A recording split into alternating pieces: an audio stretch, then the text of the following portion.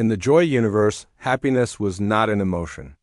Every species was born knowing peace, cooperation, and balance. Wars were studied only as ancient myths. That was why the discovery of human cubs terrified everyone.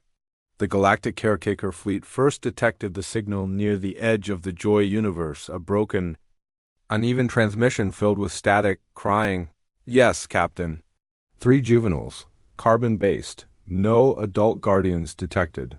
Juveniles alone. That alone was a crime in the Joy universe. The fleet approached a drifting metal vessel, scarred and burned.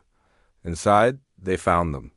3 human cubs, small, fragile, dirty, their faces streaked with dried tears. One clutched a torn piece of cloth. Another stood protectively in front of the smallest, shaking but defiant. "Don't hurt my brother," the cub said.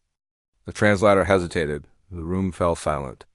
"They speak," whispered Lyra, "and they fear." Fear was forbidden. Fear meant suffering. Just bones, skin, heartbeats racing like trapped birds. "How did they survive space?" a healer asked.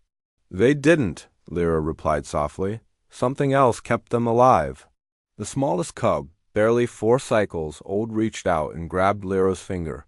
Warm, alive. Lyra felt something twist inside her chest. Human cubs were impossible. They felt too much. The Joy universe didn't know what to do with that.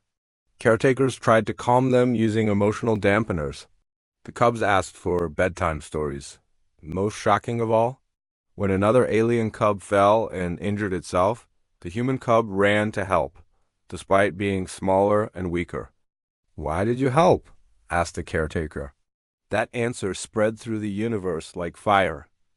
Galactic archives were searched. Humans came from a universe labeled hostile reality. They protected their young with their lives.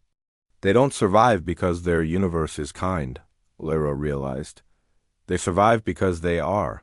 The Joy Council demanded the cubs be relocated outside the universe. "They are unstable," the council argued. "They introduce pain." When the Void Beasts arrived, the Void Beasts were ancient predators that fed on harmony itself. They had never breached the Joy universe before. But they did now. Planets panicked. Shields failed. Caretakers' froze fear was not something they had trained for. On Elion Prime, alarms screamed. The human cubs hid together. The oldest cub clenched his fists. "You're children," Lyra told him. "So are you," he replied quietly. "You just never learned how to be scared." The human cub screamed, not in fear, in defiance. He threw a small object, a toy metal figure, at the beast. It did nothing. The human cubs cried, shouted, held each other, refused to give up. Their emotions flooded the air, grief, love, rage, hope all at once. The Void Beast shrieked. It recoiled. Harmony wasn't the only power in the universe.